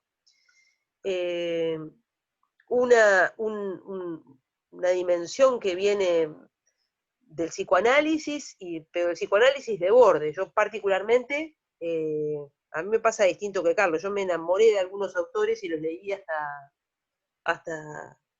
la obsesión, y uno de ellos es Winnicott, es Donald Winnicott, que creo que es alguien dentro de los autores para trabajar con infancia y adolescencia en los contextos de la injusticia social, a mí me resulta ineludible. Para entender la tendencia antisocial, para entender el delito, para entender ciertas transgresiones, y porque además él trabajó en dispositivos de política pública. Y ciertas filosofías, ciertos enfoques, creo que es muy difícil tener una posición política sin leer filosofía, sin recorrer ciertos corpus que se acuñan ahí, en ese territorio de la filosofía, y ciertas pedagogías. Entonces a mí me pasó eso, me pasó que entiendo que el oficio se habla en más de una lengua, y si tuviera que elegir las lenguas que más hablan este oficio del lazo, tiene que ver con el análisis institucional, tiene que ver con cierto psicoanálisis, tiene que ver con ciertas pedagogías, y tiene que ver con cierta filosofía. Por ahí. Bárbaro, Carmen. Bueno, muchas gracias, muchas gracias. Yo pensaba ahora en esto que decías vos, entre lo que decía Carlos y lo que decías vos, que creo que son compatibles las dos posiciones, digamos, esto de enamorarse de un autor y darle hasta el fondo, o decir, bueno, me acordé del Bocha Benavides, Washington Benavides, ¿no? Y yo iba a los talleres literarios de él, qué sé yo, y yo estaba en ese momento apasionado con Borges, como ahora, pero apasionado, estaba como demente, ¿no? Como demente, sí, no leí otra cosa, no podía leer otra cosa. Entonces yo le decía, no, pero Borges es el único, le decía yo, y él me dice, vos si querés podés ser monoteísta, yo soy más bien politeísta, ¿no? Esa a mí ¿no? Es la pasión, y es a la vez no con uno solo. Creo que hay algo ahí de ciertos aires de familia de los... Nosotros cuando pensamos este plenario justamente lo pensamos a partir de eso, ¿no? No exactamente de que sean iguales, ni que digan lo mismo, ni que piensen lo mismo, ni que hagan lo mismo, sino de que haya cierto aire de familia, como decía Wittgenstein, ¿no? O sea, algo de eso, ¿no? Algo que parezca ahí, ¿no? Así que bueno, si les parece podemos abrir a las preguntas, a ver si alguien al principio capaz que, no sé si alguien se anima a hablar, a abrir el micrófono y lanzar alguna pregunta. Puede levantar la mano. Ahí va. Juan Andrés levantó la mano.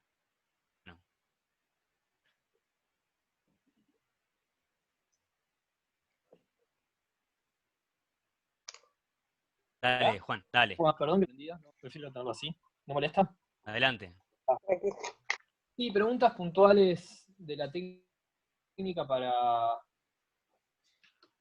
Carlos. Bueno, primero ¿cómo era la persona que había hablado primero? Que no me acuerdo el nombre. Karim Michelin. Exactamente, Karim.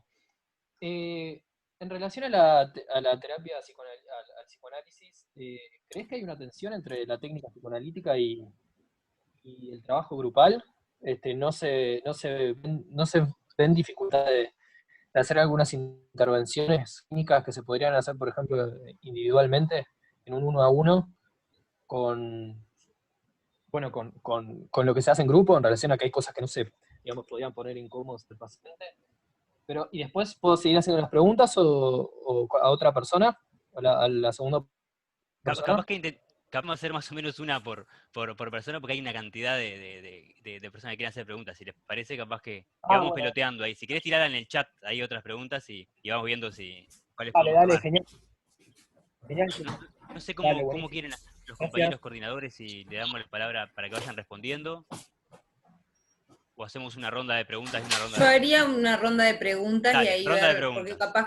capaz que Sí. ya también hay alguna pregunta para Karin y entonces ya la retoma también cuando conteste. Ahí va, y los No capaz sé que los si están de acuerdo los expositores. acá somos autoritarios. Rosa levantó capaz la que mano. lo que le vamos a dar la libertad, capaz que es a que responda las preguntas que más les entusiasmen, que Sí. más les abran, digamos, ¿no? Porque creo que justamente hay una cantidad de preguntas que aparecen en el chat, que son muchas preguntas que me parece que se tienen que hacer los estudiantes a sí mismos, digamos, ¿no? Cuando ustedes preguntan opiniones, por ejemplo, ¿no? Bueno, a ver, ¿ustedes qué opinan? No para acá, pero me parece que hay preguntas, algunas preguntas que está bueno para que la abra el mismo que la propone, digamos, ¿no? Que ahí hay que... Pero bueno, vamos arriba. Pablo, ¿les he dado la palabra a? A Rosa. A Rosa, a mí. Hola, ¿qué tal? Primero, bueno, agradecerles a Karin, a Carlos y a Carmen por la generosidad de compartir su experiencia, que para nosotros es muy... Y en particular para los tres, me pareció fascinante. Le quería preguntar a Carlos, a ver, desde su lugar hoy, con la experiencia que tiene como psicoanalista, a ver, perdón, ordena la pregunta, recién entré a la facultad. No, a ver, yo me imagino desarrollar unos miedos que tienen que ver con el trabajar con personas, ¿no? Que un error, que uno aprende de errores en general, y esos errores tienen que ver con personas. Y entonces, por ejemplo, Carlos, ¿hoy qué le diría a ese recién egresado que está atendiendo, capaz que con esos miedos o no? A ver qué se le viene por delante, a qué se está enfrentando, si es consciente, si uno tiene que, no sé, ¿cómo es eso? Cuando uno recién sale. El tema de los errores. Bueno, pregunta, a ver quién más. ¿Quién más se anima a hacer una pregunta? Nosotros tenemos algunas anotadas de las que hicieron en el chat.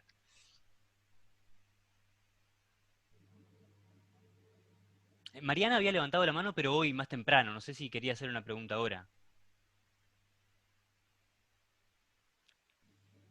Mariana Monjo, pero no sé si quería hablar desde hoy o... Bueno, seguimos.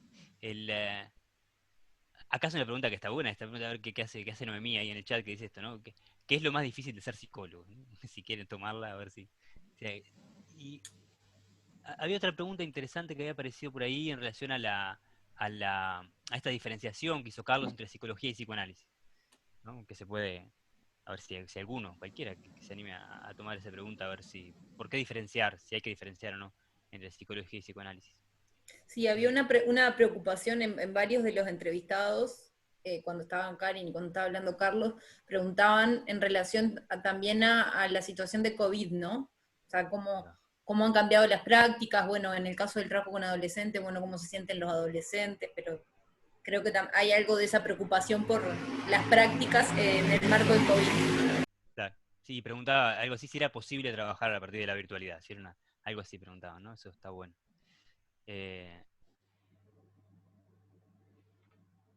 A ver, ¿qué más? Capaz que hay algo, hay una, Carmen, hay alguien en el chat acá que pregunta esto que, a ver, ¿a qué le decís dispositivo de palabra? Digamos, ¿no? A ver, ¿por qué usar esa expresión, ¿no? Yo te preguntaría también si las personas que van ahí son de trabajos diferentes, o sea, son de dispositivos diferentes, o son todos del mismo, y te preguntaría, digamos que, bueno, eso, capaz que por ahí, eso sí, no está con eso.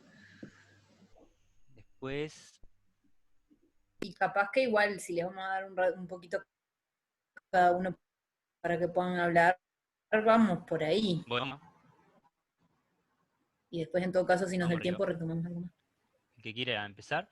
Levantaba la mano Vanessa, creo, ¿eh? Ah, bueno. No sé si hay otra pregunta.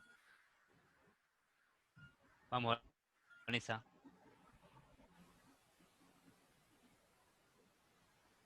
¿No? A ver si le Tienes el micrófono apagado, Vanessa. Estaba hablando. Gracias. Sí, ahí Vanessa. no, mi pregunta, gracias, era para los tres. Si cuando empezaron psicología sabían que iban a terminar en la especialidad en la que están ahora, o si, como yo, empiezan y sienten y me gusta mucho el psicoanálisis y de repente van por el camino pensando, ¿será que es psicoanálisis o será mejor psicología de la salud o será mejor forense? ¿Ya sabían o fue algo que fue en el camino? Gracias. Bueno. Gracias, Vanessa. Hay una pregunta interesante en Le damos relación la a la palabra, cura, entonces, Santiago, en el chat. Que supongo que es para Carlos también, por lo que veo. ¿A qué se ¿qué te refiere referís? con que el psicoanálisis no busca solo la cura? Solo la cura. ¿Qué sería el psicoanálisis más allá de la cura de un síntoma? Eso se llevaría creo que 3 horas a cada uno. Seguro que los tres tienen muchas cosas para decir sobre eso. Eso. Lo que yo las gente las que les suene tendrían algo para decir. Adelante, no sé quién quiere empezar. Lo que le vamos a pedir, sí, para no irnos así mucho de tiempo, es más o menos manejarse entre los 5 o 6 minutos de respuesta para no irnos más allá de las 7, 8 minutos. Le hago muchas preguntas y después... Pero le estoy diciendo que elijan, así que bueno, que vean lo que pueden contestar. Bueno, capaz que arranco con la primera pregunta de Juan Andrés, que se había trancado un poco, por lo menos a mí se me había trancado, entonces no terminé de escuchar mucho la pregunta. Pero lo que entendí era si había posibilidad de compatibilizar como una mirada crítica clínica con una en la grupalidad. Algo Sí, hacer que va por ahí. está. Bueno, primero capaz que aclarar que en el centro juvenil no hacemos terapia grupal, ni terapia individual. Sí hay intervenciones que tienen efectos en lo terapéutico, pero no es un dispositivo donde se trabaje directamente en clínica o en terapia, en terapia grupal. Capaz que conté la experiencia de los debatecitos y se pensaba que eso era un dispositivo de terapia grupal, y no, en verdad es un espacio de debate, de encuentro, de circulación de la palabra, que puede tener efectos terapéuticos, digamos, en cada uno, en cada una, pero a priori no es un espacio de clínica, no es un espacio terapéutico. Estoy entreverada, pero no es un espacio terapéutico. Y el psicoanálisis lo que me siento, que permite, es como tener la mirada y la escucha puesta al servicio de identificar, bueno, los síntomas que aparecen como a nivel personal y también las cuestiones que circulan a nivel grupal, que también a veces son síntomas también, o de la institución, o de lo que sucede en una grupalidad, y darle un lugar a escuchar qué es lo que puede haber ahí, qué es lo que se esconde, y darle como un lugar a identificar, digamos, que son sujetos que están sufriendo. O sea, no solamente como planteaba Carmen, que decir que el centro juvenil es un dispositivo que trabaja generalmente en barrios pobres, y lo que me parece importante es poder pensar que los sujetos que asisten a los centros juveniles no solamente padecen la pobreza, la desigualdad, la injusticia social, sino que además, y que a veces se tiende a olvidar cuando se trabajan políticas públicas, o eso capaz que es lo que siento, que también sufren porque son personas y porque son sujetos de lo inconsciente. O sea, más allá de toda la miseria de la sociedad y del sistema, también son personas que sufren, y que me parece sumamente importante poder tener una escucha puesta a identificar y a dar lugar a que eso pueda tener como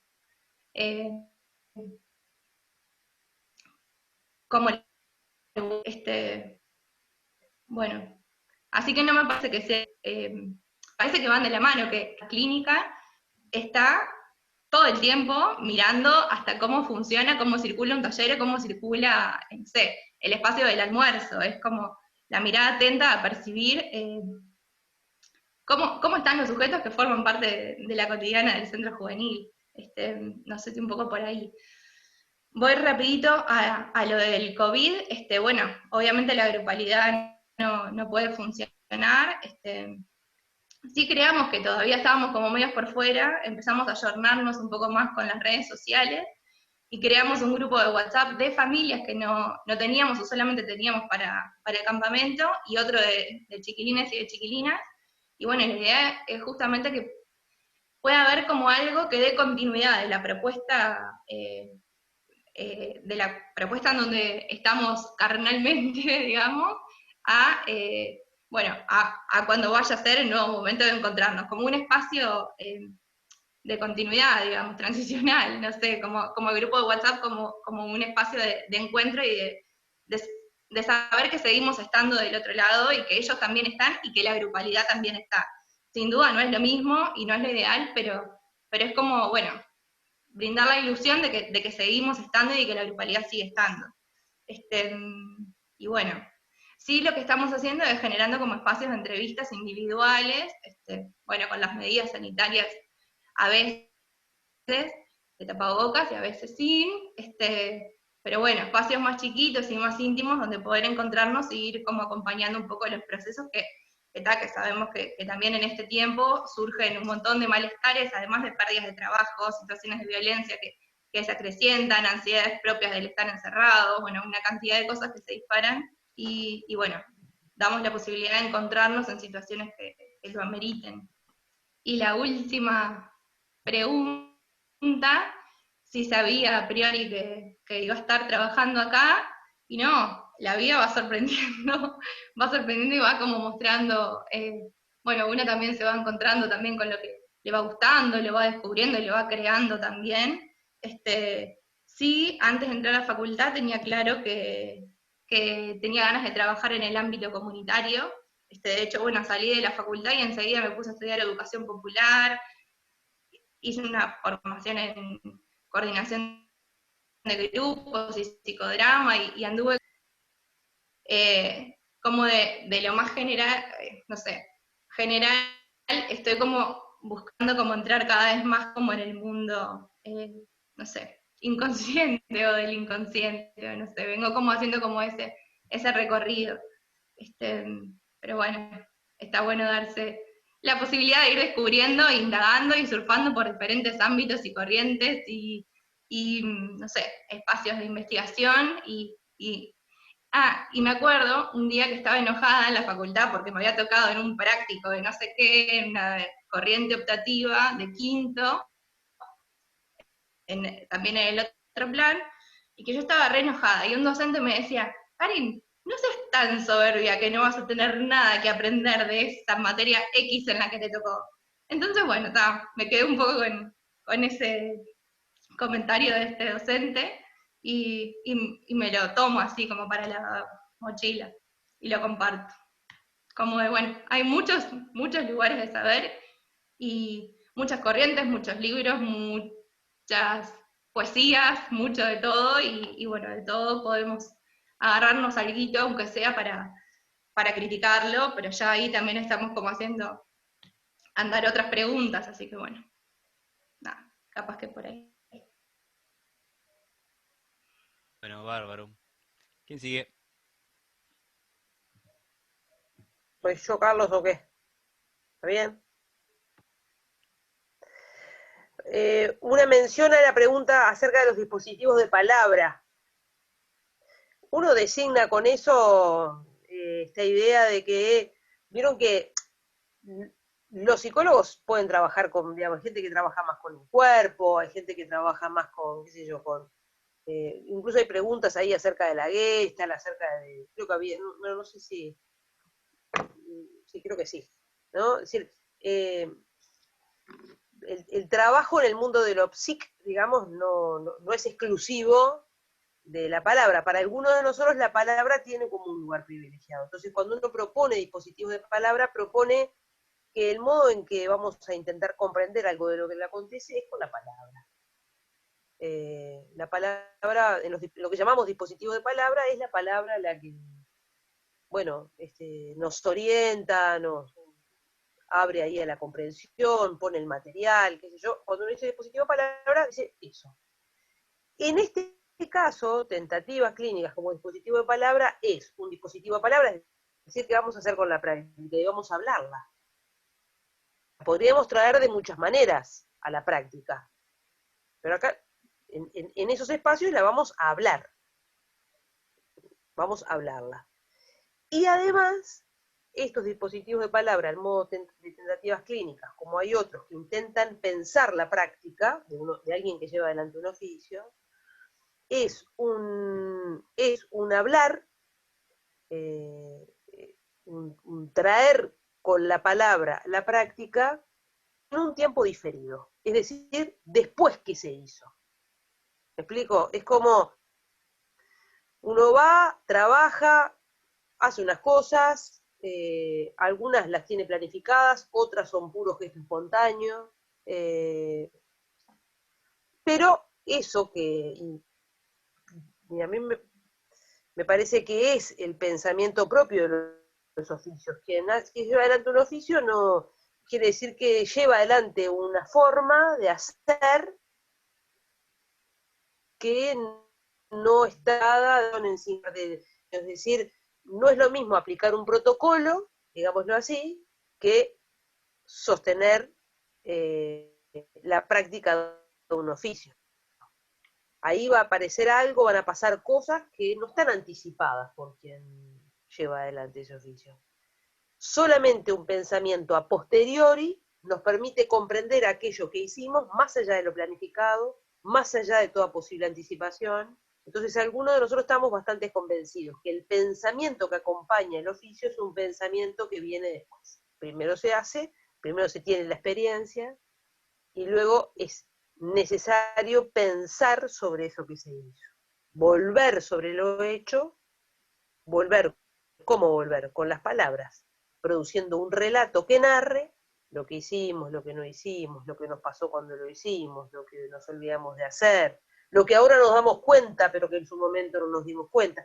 Todo ese trabajo de volver sobre un hacer, a posteriori, por eso decimos después, volvemos con la palabra para poder pensar.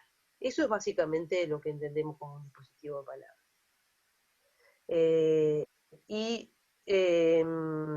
Y Santi me preguntaba esto de dónde vienen las personas.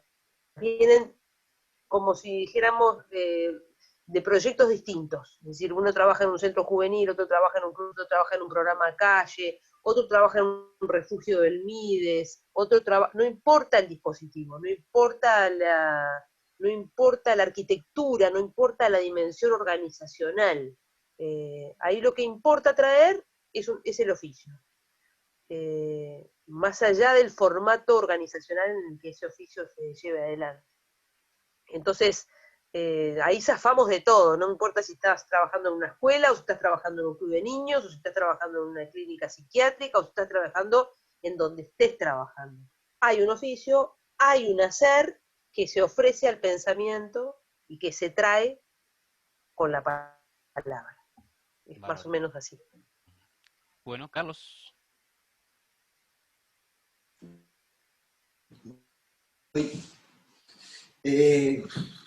Hay varias preguntas que son de una dimensión inabordable, me parece. Que está bien que se las hagan y me parecen pertinentes, que también yo las tuve cuando entré a la facultad. Bueno, ¿en qué se diferencia tal corriente, tal cosa? Y claro, ahora la compañera decía sobre una pregunta sobre la Gestalt. Yo hice un curso de Gestalt en segundo, un seminario, donde uno tenía una cosa básica, no podría decir nada, no tengo ni idea. No es a lo que me dedico, hay algo ahí que conmigo no compuso y no fue ese mi camino. Me parece que es muy difícil hablar de otras corrientes, si funcionan, no funcionan.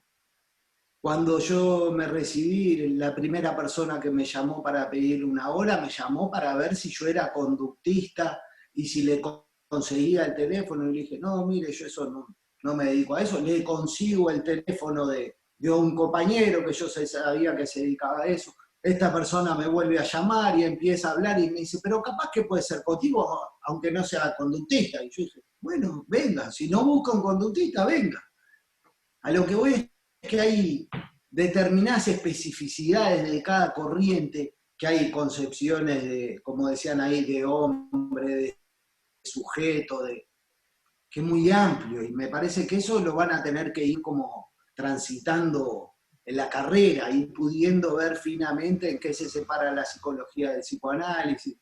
Todos esos campos me parece que son como grandes, como que sí, que están en los comienzos de empezar a ver cuáles son las preguntas con las que se quedan ustedes y cuáles son las que ustedes ponen a trabajar para poder investigar sobre eso que los interpela en algún sentido, ¿no? Por otro lado, voy a retomar la pregunta de si ya sabían que iban a ser psicoanalistas.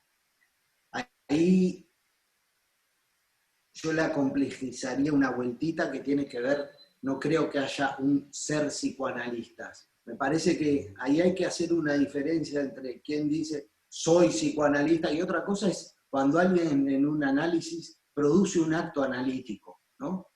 Y no voy a entrar en eso porque eso es como algo muy amplio, pero lo señalo como para algo que quede ahí, que ustedes lo escuchen y bueno, que ahí hay una diferencia importante entre posicionarse en ser psicoanalista como algo del orden del ser y otra cosa es un acto psicoanalítico que alguien tiene en un momento en la clínica. Saber si uno se iba a dedicar al psicoanálisis, y no. Particularmente, yo vengo de una familia que mi madre era psicóloga y le interesaba el psicoanálisis, pero teníamos discrepancias muy importantes en relación a esas discusiones de cómo ir a contarle la vida a alguien. Los avatares de la vida en un momento me llevaron a ir a consultar a alguien y yo no voy a hablarle, me dijo pase al diván, me acosté en el diván y dije que sea así. Y eso a mí me produjo determinado efecto en ese trabajo, que sí, que de algún modo fue como abriendo una posibilidad de que ahí había algo que a mí me concernía, ¿no? Ese tipo de trabajo clínico. Y me parece que lo importante que hoy decía la compañera es cuando uno puede mantener vivo como algo que se juega ahí. Para mí hay algo que es como eso, lo que decía hoy. Cómo se produce un acto analítico, a mí es algo que está rumiando en mi cabeza todo el tiempo y es como que a veces digo, y a veces sale y a veces falla. Hoy preguntaban alguna vez, no hizo una, y sí, a veces viene alguien y dice, no, eso que el otro día pasó, ¿no? Y bueno, sí, o sea, no es que uno sepa a priori qué efecto va a tener la intervención de uno, ¿no? Sin duda cuando uno recién egresa, igual ustedes en algún momento harán pasantías por determinadas experiencias de extensión y algo, y eso los va a ir acercando a qué sería ocupar esa posición, ¿no? Estar en el lugar de recibir la consulta de alguien. Y si uno no está nervioso cuando va a recibir a alguien por primera vez, algo está funcionando mal, porque es como que estaría parado en una posición de que ahí no va a pasar nada que a uno no lo descoloque, ¿no? Entonces, para mí, que eso acontezca cada vez que alguien me llama y que va a venir a hablar, me parece interesante, que se produzcan el cada vez. Después dicen algo sobre las prácticas en el COVID. Y es como muy singular, ¿no? Yo puedo hablar de mi experiencia, yo mantuve el trabajo presencial, no fui formado para atender a alguien en una videoconferencia ni en una telellamada. Sin duda, creo que igual hay como dos lados ahí. Sí hay determinadas singularidades del lado de los analizantes que no querían perder el espacio y querían ver cómo lo seguían sosteniendo. Y hay algunas situaciones singulares que sí, que yo vi cómo encontraba el método para que eso de algún modo se sostuviera, ¿no? No es el lugar donde me siento más cómodo, yo me siento más cómodo trabajando en mi consultorio presencial, ¿no? Pero algunas situaciones de esas. Y pienso que también eso trae otra particularidad que es cómo se puso en la... esto ya no es personal porque yo trabajo presencial, pero es cómo se puso en juego la persona de uno. Porque hay gente que si yo tuviera 79 años, y tal vez no podría estar trabajando presencialmente, por determinadas situaciones de la edad, de riesgos, y ahí tendría que ver, sería otra la historia, ¿no? Hay algo ahí que presentificó demasiado la persona de quien sostiene ese espacio, ¿no? Los miedos, los avatares que lo atraviesan a uno en esta situación, ¿no? Si es que los tiene, si es que no, ¿cuál es la posición que toma en relación a eso? Me parece que eso es como bastante claro que dejó ver algo de esto, ¿no? Y después, no sé, me parece que hay cosas... ¿qué quiere decir que no apunta a la curación? Es como un tema demasiado amplio, ¿no? Habría que ver si no hay... porque yo pesqué eso solo de la curación, no sé cómo sería la pregunta, pero si no hay como un lado como estar como creer en una benevolencia y que uno trabaja desde una racionalidad y no, exactamente no. Si uno cuando sueña dimensiona que ahí la posición de uno no es tan bueno con nada del mundo. Entonces no creo en mi bondad en ese sentido, de poder curar a alguien. Hoy también hablaban de los miedos de qué decirle a alguien, ¿no? Ahí en esos miedos, me parece que al principio cuando uno sale es como si digo esto, lo voy a ayudar, lo voy a curar, y si digo esto, le voy a destruir la vida. Y ahí me parece que hay un trabajo de uno que tiene que hacer como para dimensionar que esas dos cosas no se juntan tan rápido, ¿no? Que uno puede hacer mucho mal, sin duda. Y que uno puede sostener un lugar para que alguien transforme su posición en relación a determinadas cosas, también. Bueno, muchas gracias a los invitados. No sé si Pablo y María Eugenia quieren hacer un comentario, ¿quieren decir algo? Sí, yo quería como destacar, primero agradecerles, por supuesto, y quería como destacar un poco que los tres, tanto Carmen como Carlos como Karin, iniciaron hablando de esto de sus trayectorias, ¿no? De un poco qué tránsitos habían hecho para como es una suerte de una forma previa a poder explicar algo, a que tenga algo de sentido, algo de esto de, bueno, qué hacen y dónde trabajan. Eso me parece interesante porque justamente el tema de las trayectorias formativas es un tema que en este curso abordamos, ¿no? Como de tener la reflexión sobre esas trayectorias también presentes para irnos formando en psicología. Por otro lado, es resaltar varias estudiantes planteaban esto que decía Carlos de la afección, del trabajo desde la afección, que es un término con el que se van a volver a encontrar, y que ahí en el chat Santi hacía una recomendación de lectura que también Carlos planteaba, que lo tomaba como desde Spinoza. Me parece que ahí también, o sea, Karin hablaba del disfrute, ¿no? Carmen también hablaba de la afección. Hay una cuestión también de cómo nos relacionamos con el saber, que también es uno de los temas centrales de este curso, y de cómo no es aplicar la práctica no es aplicar una técnica, ¿no? Sino que tiene mucho más de esto del oficio, más del transitar la experiencia, y eso también hay en el trabajo, en esta unidad temática, hay una cuestión de si trabajamos desde una idea más de territorio, de ámbito o de campo, y eso me parece que es bien como una apuesta a trabajar desde una idea de campo de problemas, que también está bueno como resaltar, como para también orientar en relación a los contenidos temáticos del curso.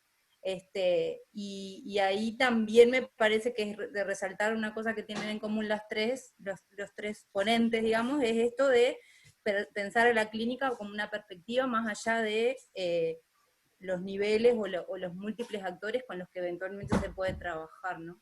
Eso me parece como cosas a resaltar de las tres, que hacen a esta cosa común que veíamos en que estaba interesante que pudiesen estar ellos tres presentando. No sé si Pablo Si quiere querés yo decir digo algo algo más. y Pablo cierra. Dale.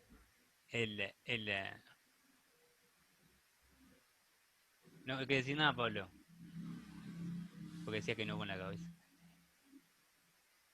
Bueno, yo digo un par de cosas y vemos. A mí primero de nuevo agradecerles, digamos, la cuestión. Me parece que hay una cantidad de palabras que ustedes utilizaron, que muchas de las palabras esas las preguntaron en el chat y otras no, transferencia, yo no tengo algunas acá, ¿no? Transferencia, inconsciente, narcisismo, digo algunas, ¿no? Pero hay una cantidad de otras que mencionaron que seguramente, digamos, los estudiantes tienen ahí, tienen una pista, ¿sí? Va a quedar la grabación, esas palabras son una pista, yo lo que diría es que no se lo tomen solo como algo que no sé, como algo, ay, a ver, si entrevistado, yo les aseguro a cada uno de los entrevistados 2 horas, 3 horas para hablar de cada uno de esos conceptos, igual va a quedar algo, va a quedar algo. Así que yo lo que los invito es a que abran eso, digamos, ¿no? Que las palabras esas que los tocó, que les preguntó, que dicen, bueno, no sé de qué se trata, pero hay algo ahí que me interesó, que abran esa búsqueda, ¿no? Que abran esa búsqueda, ¿sí?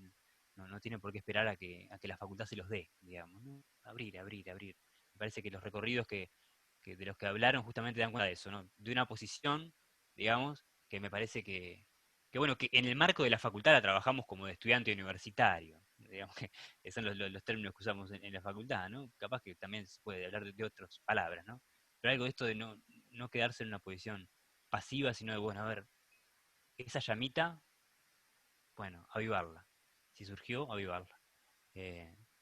Espero que estoy seguro que esto va a tener efectos en los grupos chicos, eso me parece que está muy bueno, así que por mi parte, muchísimas gracias y bueno, y para mí un gustazo. Pablo. No sé si se me va a escuchar porque el altavoz me dice que no funciona, pero ¿me están escuchando? Y capaz que, sí, y capaz que después apagar el video y capaz que funciona sí. mejor. Sí, a mí me quedó también como la idea de afección, que también quedó resonando.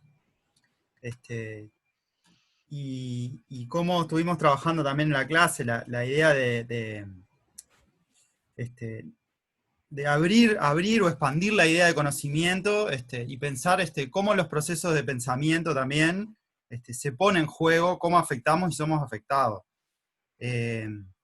A veces venimos como muy marcados por tradiciones epistemológicas que consiguen el conocimiento como la exterioridad del sujeto frente a lo que está pasando, ¿no? Frente a un objeto. Entonces, bueno, esto que está pasando donde estoy no tiene nada que ver conmigo, y yo con mis herramientas teóricas voy a ir, ¿no? Como profesional, y voy a iluminar allí la situación.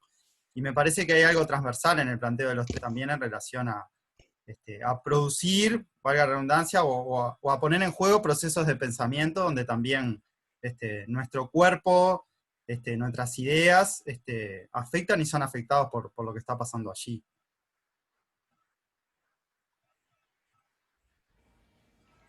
Y bueno, agradecer también. Bueno, cerramos entonces el plenario. Muchísimas gracias a todos de nuevo. Muchas gracias. Vamos arriba. Nos seguiremos encontrando. Y muchas gracias y mucha suerte. Muchas gracias, exacto.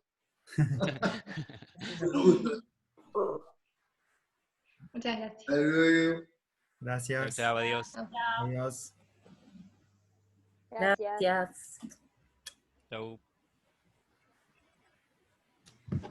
Adiós a los compañeros docentes también que andan por ahí. Sí, vamos saliendo.